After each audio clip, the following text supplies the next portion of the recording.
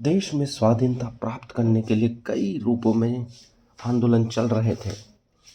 दिसंबर 1929 में लाहौर में रावी तट पर कांग्रेस का अधिवेशन हुआ, जिसमें पूर्ण स्वतंत्रता अर्थात स्वाधीनता का प्रस्ताव पास हुआ। 26 जनवरी 1930 को देश भर में स्वाधीनता दिवस मनाया गया। गांधी जी साबरमती लौट गए और उन्होंने नमक कानून तोड़ने के रूप में सत्याग्रह आंदोलन प्रारंभ करने का निश्चय किया। दांडी यात्रा।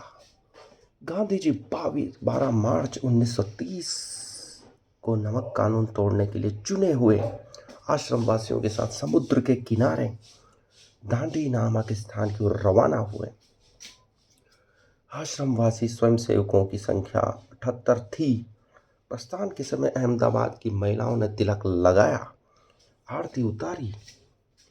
गांधी जी के हाथ में लाठी, शरीर पर घुटनों तक धोती और पैरों में चप्पल थे। वे लंबे लंबे डग बढ़ते हुए तेजी से चलते थे। पहले ही दिन उन्होंने धूप और सड़क की धूल खाते हुए 16 किलोमीटर की यात्रा तय कर ली। उनका पहला पड़ाव असलाली गांव में हुआ, जहां सैकड़ों ग्रामवासियों ने पुष्पहारों और वाद्य ध्वनि अर्थात गाजे बाजे से उनका स्वागत किया। वे हमेशा अपने भाषणों में जनता को अपने अधिकारों के लिए संघर्ष करने के लिए प्रेरणा देते थे। यहाँ भी उन्होंने यही किया। 61 वर्ष के बूढ़े महात्मा का जोश देखकर नए जवान भी लजा जाते थे। दांडी यात्रा तीर्थ यात्रा के समान लगती थी, जो 24 दिनों में पूरी हुई। यह 300 किलोमीटर की यात्रा थी। यात्रा के दौरान सत्याग्रही प्रातः रात कांजी अथवा नमकीन मोटी रोटी का नाश्ता कर चल पड़ते थे। दोपहर के पूर्व निश्चित गांव में भोजन के लिए रुकते थे। दोपहर के भोजन में मोवन, डली रोटी, सब्जी, मठा या दूध होता था। रोटी थोड़ी घी से चुपड़ दी जाती थी। भोजन के पश्चात सत्याग्रही थोड़ा विश्राम करते थे और दिन ढलने के पहले आगे की यात्रा प्रारंभ कर देते थे और अगले किसी ग्राम में रात बिताते थे। रात का भोजन खिचड़ी, सब्जी, दूध या मठा होता था। गांधी जी के भोजन में खजूर, किशमिश, नींबू और बकरी का दूध रहता था। ग्रामवासी बड़े उत्साह के साथ गांधी जी और सत्याग्रहियों को भोजन कराते, उनके आराम की चिंता करते थे। चाय और पानी आदि का सेवन निषिद्ध था। चाय और पान का निषिद्ध था। प्रत्येक विश्राम के गांव में महात्मा जी सामूहिक प्रार्थना करते, ग्रामवासियों से छुआछूत को दूर करने तथा भगवान में विश्वास रखने का उपदेश देते थे। कहीं कहीं ग्रामवासी सरकारी कर्मचारियों को खाने पीने का सामान न देकर उनका बहिष्कार करते थे। गांधी जी को जब यह बात ज्ञात हुई तो उन्होंने यहाँ तक कहा कि जिस डायर ने पंजाब में अनेक अत्याचार किए हैं, वह यदि मुझे गोली मार दे और मैं बेहोशी की हालत में सुन लूँ कि उसे जहरीले सांप ने काटा है, तो मैं उसका जहर चूसने को दौड़ जाऊंगा। गांधी जी की मानवता के आगे शत्रु का सिर भी झुक जाता था। वे किसी को शत्रु मानते ही न थे। स्वराज्य सवारी आवी छी। गांधी जी अपने सत्याग्रही स्वयं सेवकों के साथ जब गांव से गुजरते थे, तब गुजराती स्त्रियां स्वराज्य के गीत गाती थी। आवी छे स्वराज्य सवारी आवी छे, जयनाथ गगन माछे माजे छे, स्वराज्य सवारी आवे छे। स्वराज्य की सवारी आ रही है। आकाश में जयनाथ गूंज रहा है। स्वराज्य की सवारी आ रही है। बापू कहीं कहीं नंगे पैर चलने लगते थे, इसलिए जनता रास्ते में कंकड़ साफ करती, उन पर पानी छिड़कती और पत्ते बिछाती थी। ऐसा लगता था मानो कोई ऋषि अपने शिष्यों के साथ तपोभूमि की ओर प्रस्थान कर रहा है। जब सत्याग्रही 5 अप्रैल की रात को दांडी पहुंचे,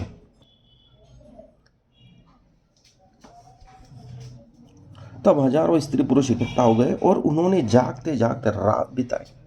सत्याग्रही प्रातः उठे और उन्होंने प्रार्थना की और समुद्र की लहरों में स्नान किया। गांधी जी ने ठीक 6:20 पर समुद्र किनारे के एक गड्ढे से नमक उठाकर कानून भंग किया। स्वयंसेवकों ने भी उनका अनुकरण किया। पुलिस खड़ी खड़ी तमाशा देखती रही। उसने गांधी जी को गिरफ्तार नहीं किया। गांधी जी के नमक कानून तोड़ने का समाचार जो ही देश भर में फैला, तो वहीं स्थान स्थान पर नमक सत्याग्रह प्रारंभ हो गया। कई स्थानों पर सरकार ने सत्याग्रहियों को लाठी से पीटा और गोलियों से भी भूना। देश भर में गिरफ्तारियां का तांता बन गया, परंतु जनता का उत्साह कम होने के बजाय बढ़ता ही गया। जब गांधी जी को दांडी में नहीं पकड़ा गया तो उन्होंने धरासणा के नमक भंडारों पर धरने की तैयारी की और अपने स्वयंसेवकों को वहां भेज दिया। गांधी जी को सरकार ने धरासणा नहीं जाने दिया। जाने से पूर्व उन्होंने गिरफ्तार कर लिया। जब सत्याग्रही धरासणा नमक भंडार पर पहुंचे तो पुलिस ने उन पर क्रूरता से लाठी प्रहार किया। उन्हें ठोकर मार मार कर भगाने की कोशिश की, परंतु सत्याग्रही शांति से प्रहार सहते रहे और अपने स्थान से जरा भी नहीं डिगे। देश भर में लाखों की संख्या में स्त्री पुरुष जेल गए। जब सरकार ने देखा कि उनका कामकाज ठप होने को है तो वह झुकी और वाइसराय ने येरावदा जेल से गांधी जी को आमंत्रित किया। देश के प्रमुख नेता भी उसी समय छोड़ दिए गए। वाइसराय ने कांग्रेस से समझौता किया। समझौते के अनुसार नमक कानून रद्द करने और सभी सत्याग्रहियों को छोड़ने के लिए सरकार को राजी कर दिया। अनुदार दल के प्रतिनिधि मिस्टर चर्चिल ने इंग्लैंड में इस समझौते के विरुद्ध पार्लियामेंट में आवाज उठाई। उसने जोश के साथ कहा